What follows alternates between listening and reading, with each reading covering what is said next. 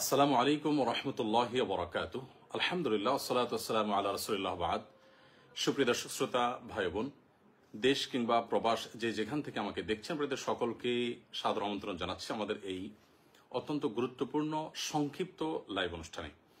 প্রিয় দর্শক, আপনারা সবাই ইতোমধ্যে জেনে গেছেন আমাদের এই প্রিয় দেশটিতে দীর্ঘদিন পর্যন্ত যে লুটতরাজ চলে আসছিল, যে নানামুখী অবিচার, বৈষম্য এবং অন্যায় আচরণ চলে আসছিল, সেটার বিরুদ্ধে সর্বস্তরের মানুষ দীর্ঘদিন পর্যন্ত তাদের মধ্যে যে জমে থাকা ক্ষোভ, সেটা তারা প্রকাশ করেছে। ছাত্র জনতার গণ আন্দোলনে ইতিমধ্যে আমরা জানি যে সরকার পতন হয়েছে। এই পুরো সাফল্যের যে মহানায়কেরা, বিশেষ করে আমাদের শিক্ষার্থীরা, তাদের সকলকে আমরা সকলে বিনম্র শ্রদ্ধা জ্ঞাপন করি। আল্লাহ রাব্বুল আলামিন তাদের সবাইকে এর জন্য সর্বোত্তম বিনিময় দান করুন এবং যে সমস্ত ছাত্র ভাইদেরকে বা যে সমস্ত নিরীহ নিরপরাধ মানুষদেরকে আমরা হারিয়েছি, যাদেরকে হত্যা করা হয়েছে, খুন করা হয়েছে, আমরা তাদের প্রত্যেকের রুহের মাগফিরাত কামনা করছি। আল্লাহ রাব্বুল আলামিন তাদের সবাইকে শাহাদাতের মর্যাদা দান করুন।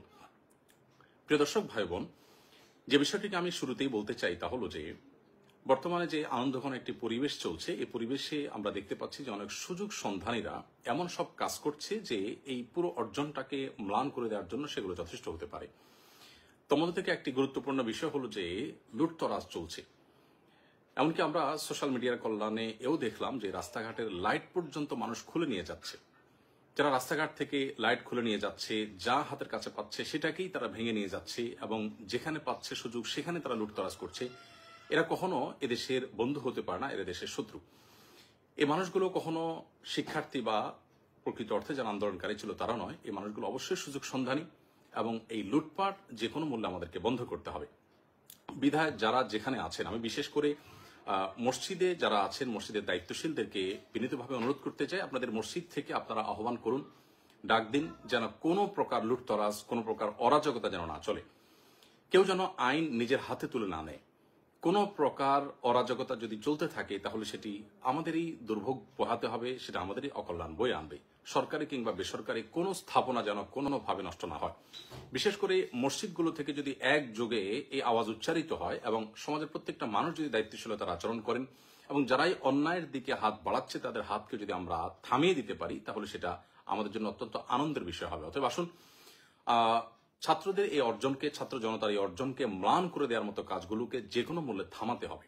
আর না হলে এটার জন্য আমাদের সবাইকে কিন্তু পস্তাতে হতে পারে। বিধায় আমি বিনীতভাবে অনুরোধ করছি যে লুটতরাজ বন্ধের সবাই উদ্যোগ নিন। আপনার আশেপাশে কেউ লুটতরাজ করছে, আপনি তাকে থামিয়ে দিন। এমনকি আপনার গণভবনে যারা গেছেন সেখান থেকে অনেক কিছু নিয়ে এসেছেন।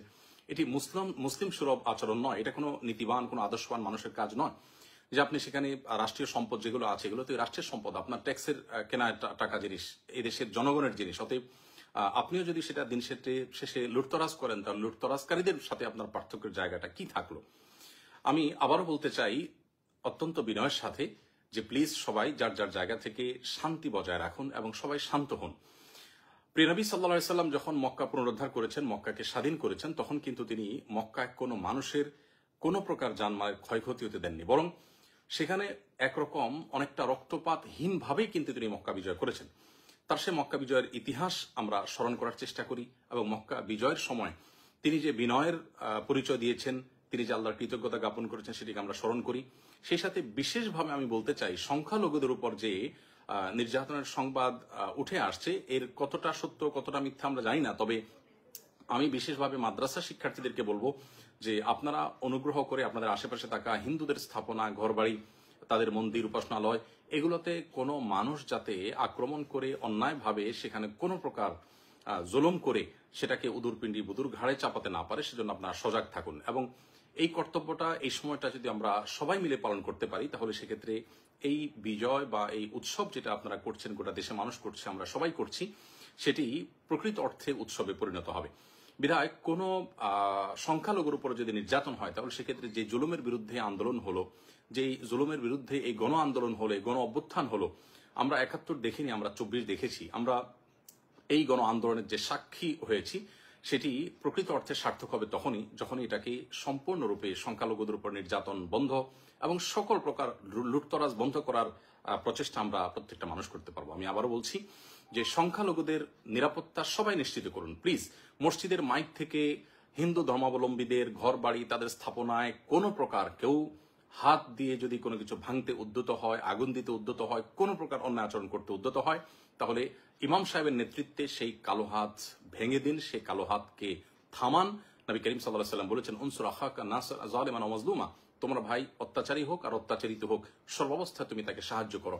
অত্যাচারিত যে তাকে সাহায্য করার অর্থ তো খুবই পরিষ্কার, যিনি অত্যাচারী তাকে সাহায্য করার অর্থ হলো তার অত্যাচার থেকে তার হাতটাকে বন্ধ করে দেওয়া, থামিয়ে দেওয়া, অর্থাৎ তার অত্যাচারকে বন্ধ করার উদ্যোগ নেওয়া। অতএব আসুন প্রতিটা মসজিদের মাইক থেকে সংখ্যালঘুদের রক্ষা, তাদের প্রতি অন্যায় আচরণ যাতে কোনোভাবে না হয় সেগুলো আমরা সতর্ক করি, প্রত্যেকটা মানুষকে সজাগ করি, সবাই যেন চোখ কান খাড়া রাখি এবং সেই সাথে বিশেষভাবে যত প্রকার লুটতরাজ হচ্ছে বা হয়েছে এগুলো যেন বন্ধ হয়। কোনোভাবে রাষ্ট্রীয় কিংবা বেসরকারি কোনো প্রকার স্থাপনায় কেউ যেন কোনোভাবে হাত না দেয়, কোনোভাবে যেন সেটা ভাঙচুর না করে। আমরা আল্লাহকে ভয় করি, দিন শেষে আল্লাহ তাআলার কাছে এগুলোর জন্য জবাবদিহি করতে হবে। সামান্য একটা জিনিস আপনি নিয়ে গেলেন, এর জন্য আপনার জাহান্নামে যেতে হতে পারে। মনে রাখবেন, রাষ্ট্রের সম্পদ এটা কোটি কোটি মানুষের মালিকানাধীন সম্পদ। বিধায় কিয়ামতের ময়দানে এত কোটি মানুষের কাছে আপনি এই দায় কিভাবে পরিশোধ করবেন, এর জবাবদিহি কিভাবে আপনি দিবেন? বিধায় আল্লাহকে ভয় করুন, কোনো প্রকার লুটতরাজ হতে দিবেন না এবং সংখ্যালঘুদের নিরাপত্তা নিশ্চিত করবার জন্য মসজিদের মাইক ব্যবহার করুন, অন্যায়ের বিরুদ্ধে মসজিদের মাইক থেকে আহ্বান করুন, মাদ্রাসার শিক্ষার্থীরা তাদের পাহারাদারি করুন। আবারও বলছি যে প্রিয় নবী সাল্লাল্লাহু আলাইহি ওয়াসাল্লাম মক্কা বিজয়ের পর তিনি কিন্তু কোনো প্রকার আজকের পৃথিবীতে যে বুনো উল্লাস হয়ে থাকে এরকম উল্লাস বা উল্লাসের উন্মাদনা এটি কিন্তু তিনি করেননি। আল্লাহ সুবহানাহু ওয়া তাআলা বলেছেন, ইযা জাআ নাসরুল্লাহি ওয়াল ফাতহু, যখন আল্লাহ সাহায্য এবং বিজয় আসে, ওয়ারাইতান নাস ইয়াদখুলুনা ফি দীনিল্লাহি আফওয়াজা, এবং আপনি দেখবেন লোক দলে দলে আল্লাহর দ্বীনে প্রবেশ করছে, অনুগত হচ্ছে, তখন